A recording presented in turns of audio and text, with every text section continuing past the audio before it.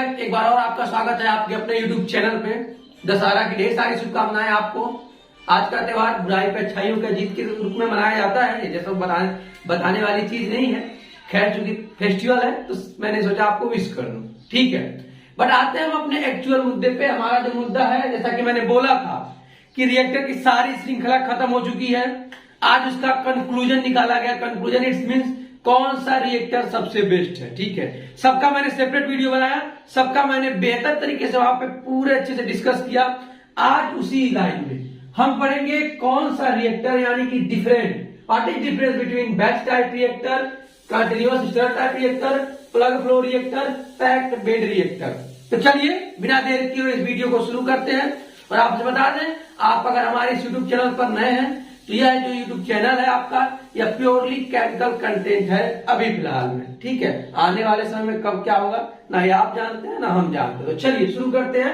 ये सारे वीडियो का नोट्स आपको डिस्क्रिप्शन में मिलेगा, हिंदी और इंग्लिश दोनों में मिलेगा, ठीक है। चलिए शुरू करते हैं क्या डिफरेंस है। और लास्ट में आप ये भी देखेंगे कौन सा रिएक्टर हम यूज करें, कौन सा रिएक्टर हमें यूज करना चाहिए अपने एज ए प्रोडक्शन के डिमांड के हिसाब से। चलिए शुरू करते हैं। BTR it's mean batch type reactor, CSTR it's mean continuous stir type reactor, PFR it's mean plug flow reactor, PBR it's mean packed bed reactor. Okay, ठीक है। BTR it's mean batch type reactor का नाम एक और है जिसको बोलते हैं non continuous type reactor. CSTR को हम बोलते हैं बैक मिक्स रिएक्टर बोलेंगे, या वेट मिक्स रिएक्टर बोलेंगे, या MFR जिसे मिक्स फ्लो रिएक्टर भी बोलते हैं कभी कभी। दूसरा है प्लग फ्लो रिएक्टर। इसका क्रिटिकल कंडीशन है, आपको डिस्कस करेंगे कभी हम सेपरेट वीडियो में कि कब इसको MFR की कैटेगरी में रखा जाता है। तो तीसरा देखिए PFR को क्या क्या बोल सकते हैं, पिस्टन फ्लो रिएक्टर या unmix flow reactor. PBR packed bed reactor को हम आल्सो बोल सकते हैं फिक्स बेड रिएक्टर भी बोल सकते हैं। आई बात, ये आपका नाम का डिफरेंस हुआ। दूसरा डिफरेंस देखते हैं। अब आप बताइए बैच टाइप रिएक्टर, जैसा मैंने डिस्कस किया था, यहाँ पर डिफरेंस कर रहा हूं कि जो बैच टाइप रिएक्टर होता है ना, वो स्मॉल स्केल यानी कि कम उत्पाद कर सकता है किसका, प्रोडक्शन का, स्मॉल स्केल प्रोडक्शन। अर्थात अगर आप इंडस्ट्री बैठाने की कोशिश कर रहे हो, या अगर आपसे इंटरव्यू में पूछा जा रहा हो कि कम अमाउंट का प्रोडक्ट का फॉर्मेशन करना हो तो हम किस रिएक्टर का यूज करेंगे, so you can say batch type reactor, small amount का प्रोडक्शन। वही अगर हम बात करें लार्ज स्केल की तो बात करें आएगी CSTR, large scale of production. PFR में भी large scale of production, PBR में भी लार्ज स्केल ऑफ प्रोडक्शन। एक डिफरेंस आपको मिला, बट यहाँ पे आप देख रहे हैं ये तीनों सेम है। अब ये तीनों में क्या डिफरेंस होगा आगे देखेंगे। फिर आते हैं तीसरे डिफरेंस की, concentration very each point. Batch type reactor में क्या होगा, टाइम टू टाइम, मतलब एक हाफ आवर पे आप दोगे उस रिएक्टर के अंदर जो कंपोनेंट का कंसंट्रेशन होगा वो डिफरेंट होगा। फिर हाफ आवर बाद या 1 आवर बाद जब रिएक्शन कुछ होगा उस समय कंसंट्रेशन कुछ और होगा। इट्स मीन आप कह सकते हैं कि इसका कंसंट्रेशन, किसका, बैच टाइप रिएक्टर का concentration time to time vary कर रहा है। अगर टाइम टू टाइम अगर किसी चीज का कंसंट्रेशन वेरी कर रहा है तो वो किसमें आ जाएगा, वो आपका आ जाएगा, जैसे कि मैंने यहां लिखा है अनस्टेडी स्टेट कंडीशन। तो ये वाला और ये वाला पॉइंट क्लियर हो गया कि अनस्टेडी स्टेट कंडीशन किसे कहते हैं, अनस्टेडी स्टेट कंडीशन उसे कहते हैं जो टाइम के साथ टेम्परेचर, प्रेशर, कंसंट्रेशन ये आपका वेरी करता रहता है, ठीक है। ओके, ये वाला काम यही सेम CSTR में आ जाए तो यहाँ पे क्या होगा, टाइम के साथ कोई भी उसका कंसंट्रेशन वेरी नहीं करेगा। अर्थात जो भी रिएक्टर के अंदर जो उसका कंसंट्रेशन होगा वही एक टाइम बाद जब आउट होगा, क्योंकि CSTR में लगातार इन और लगातार आउट होता रहता है, तो एट टाइम उसका कंसंट्रेशन आप देखोगे वेरी नहीं करेगा। जो रिएक्टर के अंदर उसका कंसंट्रेशन होगा उस रिएक्शन के दौरान वही रिएक्टर के बाहर होगा जब हमारा प्रोडक्ट निकल रहा होगा तब। ओके, तो ये वाला भी क्लियर हो गया। सेम यही वेरी ईच पॉइंट PFR में भी, जैसा कि इसमें कर रहा था।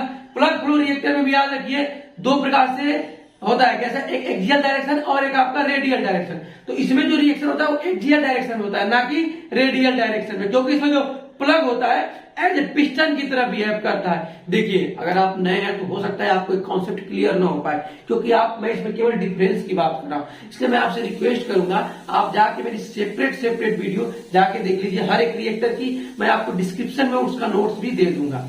तो आप इसमें देखेंगे PFR में क्या होता है, एक्सियल डायरेक्शन जो होगा आपका एक्स अक्ष पे जिसे बोलते हैं, उसमें आपका जो कंसंट्रेशन होगा वो वेरी करेगा। बट अगर आप बात रेडियल की करेंगे ना, आप रेडियल में अगर बात करेंगे तो वहां पे इसका जो कंसंट्रेशन होगा वो सेम होगा, लेकिन एक्सियल डायरेक्शन में आप देंगे तो वेरी करेगा। इट्स मीन आप देखेंगे उसका प्लग होगा ना, जब आगे मूव करेगा तो यहाँ पे जो उसका कंसंट्रेशन होगा वो तो डिफरेंस होगा एज कंपेयर बिहाइंड, पीछे वाले से, लेकिन अगर उसके पूरे प्लग की बात करेंगे तो उस प्लग में पूरा कंसंट्रेशन सेम होगा। वही सेम बात करें पीवीआर पैक्ड बेड रिएक्टर में, very heat point but not FBR. Packed bed reactor का एक और रूप होता है, एक और सुधरा हुआ रूप, मतलब जब देखा गया पैक्ड बेड रिएक्टर में कुछ प्रॉब्लम्स आ रही थी, वो प्रॉब्लम्स का ये भी मैंने डिस्कस किया है सेपरेट में, आप वहां जाके देखिए। यहाँ पे बस मैं चर्चा करूंगा थोड़ा सा। तो उसमें देखा गया जब उसको थोड़ी दिक्कत आ रही थी तो एक और रिएक्टर लाया गया, फ्लूइडाइड बेड रिएक्टर। तो उसमें ये होता है फ्लूइडाइड बेड रिएक्टर में आप देखोगे वहां पे वेरी नहीं करेगा, लेकिन पैक्ड बेड रिएक्टर में इसका जो कंसंट्रेशन होगा, प्रेशर टेम्परेचर जो भी होगा एक एट टाइम पे वेरी करता रहेगा। ये तीसरा डिफरेंस। चौथा आप देखोगे external medium, batch type reactor में क्या लगा रहेगा, एजिटेटर लगा रहेगा। सीएसटीआर में रिएक्शन कराने के लिए एक्सटर्नल मीडियम में एजिटेटर लगा होगा, पीएफआर में कोई एजिटेटर नहीं लगा होगा। इसमें एज ए प्लग जो होगा ना वही आपका पिस्टन की तरह बिहेव करेगा, आगे की तरफ मूव कराएगा, यही प्रकार का आपका एक्सटर्नल फोर्स देगा।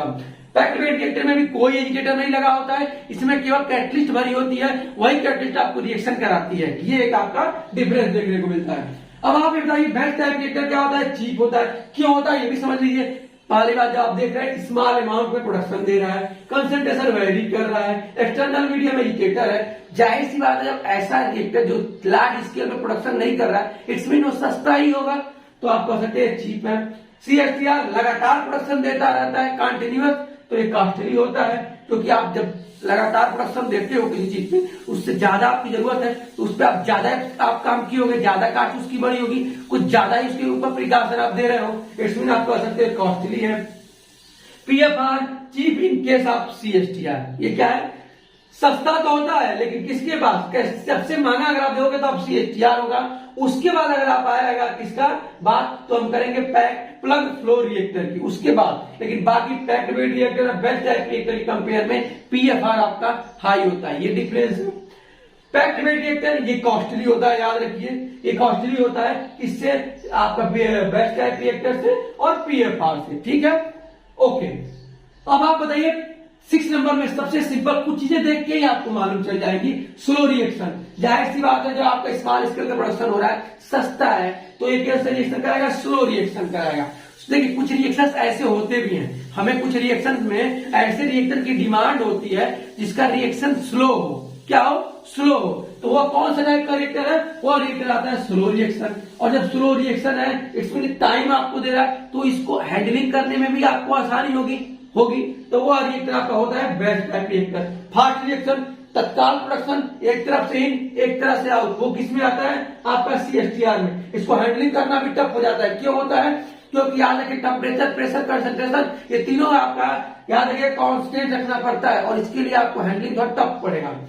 पीएफआर में भी फास्ट रिएक्शन होता है क्योंकि ये भी आपका कंटिन्यूअस में ही आता है, तो इसको भी हैंडलिंग करना थोड़ा टफ हो जाता है। पैक्ड बेड रिएक्टर में भी याद रखिए फास्ट रिएक्शन होता है क्योंकि इसके अंदर कैटलिस्ट की कोडिंग की गई रहती है। और याद रखिए किसकी कंपेयर में टफ होता है, केवल बैच टाइप रिएक्टर की कंडीशन में, यानी टफ की अगर हम बात करें सबसे ज्यादा तो सीएसटीआर, उसके बाद आएगा पीएफआर, उसके बाद आएगा पीवीआर, उसके बाद अगर कोई सब आएगा तो आपका बैच टाइप, यानी सबसे आपको इजी हैंडलिंग करना बैच टाइप रिएक्टर बताएगा। अनस्टेडी स्टेट कंडीशन, जैसा मैंने पहले ही चर्चा किया कि टाइम के साथ इसका टेम्परेचर, प्रेशर, कंसंट्रेशन ये वेरी करेगा, इसका नहीं करेगा, इसका नहीं करेगा, but PVR packed bed reactor का करेगा, ठीक है। लेकिन यही अगर इसे सुधरे हुए रूप की बात करेंगे फ्लूइडाइड बेड रिएक्टर की, तो उसका याद रखिए यूनिफॉर्म होता है, वो वेरी नहीं करेगा, वो आएगा आपका स्टेडी स्टेट कंडीशन में। दूसरा, अब यूज किस प्रकार के लिक्विड के लिए करते हैं, तो use for liquid phase reaction, it's mean 2 या 2 से अधिक लिक्विड का रिएक्शन कराना रहेगा तो बैच टाइप रिएक्टर का यूज करेंगे। इसका भी सीएसटीआर का भी हम यूज करेंगे, 2 या 2 से अधिक लिक्विड को आपस में रिएक्शन कराने हो वहां पे सीएसटीआर का यूज करेंगे। बट पीएफआर का यूज हम करते हैं गैस फेज रिएक्शन के लिए। तो देखिए मोस्टली बात गैस फेज रिएक्शन में ही होता है, ऐसा नहीं, लेकिन अब चूंकि इंजीनियरिंग है तो वहां पे हम डे बाय डे सुधार करते रहते हैं, तो आप देखोगे कई जगह पीएफआर में लिक्विड का भी रिएक्शन होता है, नो डाउट आप करा सकते हो। लेकिन याद है रिएक्टर की हम बात करें और आइडियल रिएक्टर की बात करें तो हम यहाँ बात करेंगे जो बिल्कुल आइडियल हो, जो जिसके लिए पंचुअल बना हो, तो बेसिकली ये बना रहता है गैस फेज रिएक्शंस के लिए, ठीक है, लेकिन लिक्विड का भी रिएक्शन होता है। अब बात करें पीबीआर, जो जिसके लिए बना ही है, मतलब पैक्ड बेड रिएक्टर जो है ना, उसमें आप आसानी से क्या कर सकते हो, लिक्विड लिक्विड का रिएक्शन करा सकते हो, लिक्विड गैस का रिएक्शन करा सकते हो, गैस टू गैस फेज का भी रिएक्शन करा सकते हो। ठीक है, अब आती है बारी बैच टाइप रिएक्टर। क्या होता है, एक सिंपल कंस्ट्रक्शन होता है, क्योंकि स्मॉल स्केल प्रोडक्शन है, इजी है, स्लो रिएक्शन है, इजी हैंडलिंग है, तो इसका कंस्ट्रक्शन भी सिंपल ही होगा। क्योंकि फास्ट रिएक्शन कराना है सीएसटीआर में, इसलिए इसका कंस्ट्रक्शन आपका थोड़ा कॉम्प्लेक्स हो जाता है, इसका टेम्परेचर प्रेशर को हैंडलिंग करना थोड़ा मुश्किल होता है, इसलिए कॉम्प्लेक्स हो जाता है। पीएफआर का भी सेम कंडीशन कॉम्प्लेक्स हो जाता है, और पैक्ड बेड रिएक्टर का भी कॉम्प्लेक्स हो जाता है।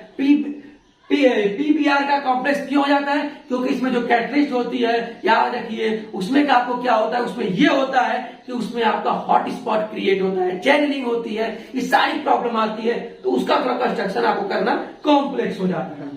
बात करें high conversion living the reactant for long period time, हम बात कर रहे हैं बैच टाइप रिएक्टर में। इसमें क्या होता है, हाई कन्वर्जन तो होगा, क्या होगा, हाई कन्वर्जन तो होगा, but the reactant for long period time, जो इसके अंदर रिएक्टेंट होंगे वो एक लंबा टाइम लेंगे, उसके बाद हाई कन्वर्जन होगा। यानी अगर हाई कन्वर्जन की बात करोगे तो बैच टाइप रिएक्टर के कंपेयर में ऐसा कोई रिएक्टर नहीं है जो हाई कन्वर्जन करे पूर्ण रूप से, पूरी तरह से। वही अगर हम सीएसटीआर की बात करें, कन्वर्जन याद रखिए ज्यादा होगा, ये मैंने क्या लिखा, high conversion use large reactor but small conversion. थोड़ा कंफ्यूज होंगे बट बातों को समझिए, मैं क्या बोल रहा हूं, सीएसटीआर में कन्वर्जन ज्यादा होगा।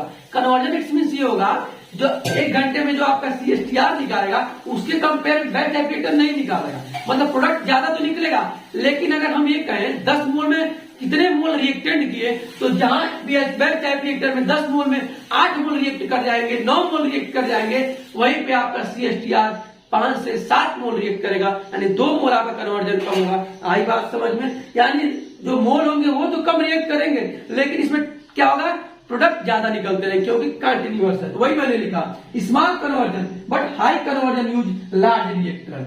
हाईएस्ट कन्वर्जन याद रखिए पीएफआर, जैसा कि मैंने आपसे बोला कि सबसे ज्यादा कन्वर्जन आपको बैच टाइप रिएक्टर में मिलता है, इसको थोड़ा पीछे रखिए, उसके सबसे टॉप पे आप रखिए प्लग फ्लो रिएक्टर को, इसमें हाईएस्ट कन्वर्जन होता है, कोई इशू नहीं है। जैसे सीएसटीआर में क्या हो रहा था, इसके मोस्ट कम रिएक्ट कर रहे थे as to compare batch type reactor के, लेकिन ऐसा पीएफआर में नहीं है, उसमें आपका क्या होगा, कन्वर्जन ज्यादा होगा, कोई टाइम नहीं लगेगा। इसलिए सबसे बेस्ट अगर आप रिएक्टर की बात करोगे तो प्लग फ्लो रिएक्टर आपकी आती है।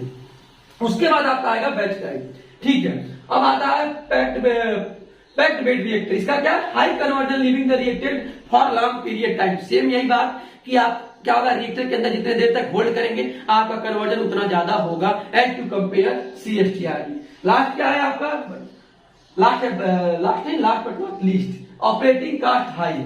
आप ये देखोगे बैच टाइप रिएक्टर है, इसको ऑपरेट करना थोड़ा ज्यादा पड़ जाता है, मतलब इसका कॉस्ट बढ़ जाता है, क्योंकि बैच टाइप रिएक्टर है, इसमें हर आपके half hour, 1 hour, 2 hour sampling, तो इसकी कॉस्ट बढ़ेगी। लैब में बार बार आपको कॉस्ट बढ़ेगा, उसका वहां पे टेस्टिंग की जाएगी, तो ये कॉस्ट बढ़ेगा। फिर इस पे क्या होता है, जब ऑपरेटिंग कॉस्ट, इट्स मीन आपके ऑपरेटिंग कॉस्ट मतलब ये होता है आपको कॉस्ट ऑपरेट करने के लिए ज्यादा खर्चा आ रहा है, किसके कंपेयर में, सीएसटीआर है, क्योंकि सीएसटीआर तो आपका कंटिन्यूअस है, वो निकलता रहेगा, उसमें कोई दिक्कत नहीं। इसमें क्या हो रहा है, हर हाफ आवर, हर 1 आवर, हर 2 आवर पे आपको जाकर उसकी क्वालिटी चेक करनी पड़ेगी, इट्स मीन आपको सैंपलिंग करनी पड़ेगी, सैंपलिंग के लिए आपको लैब के लिए जाना पड़ेगा, तो ये आपका कॉस्ट बढ़ता है। यानी आप बोल सकते हो ऑपरेटिंग कॉस्ट हाई होगा, इसका ऑपरेटिंग कॉस्ट लो होता है, इसका भी ऑपरेटिंग कॉस्ट लो होता है क्योंकि कभी कंटिन्यूअस पे ही आता है, इसका ऑपरेटिंग कॉस्ट थोड़ा हाई होता है, क्योंकि याद रखिए पैक्ड बेड रिएक्टर और बीटीआर यानी बैच टाइप रिएक्टर की आप कुछ कंडीशन ना सेम देखोगे, तो आप देख लो इसका भी ऑपरेटिंग कॉस्ट हाई, सेम वही कंडीशन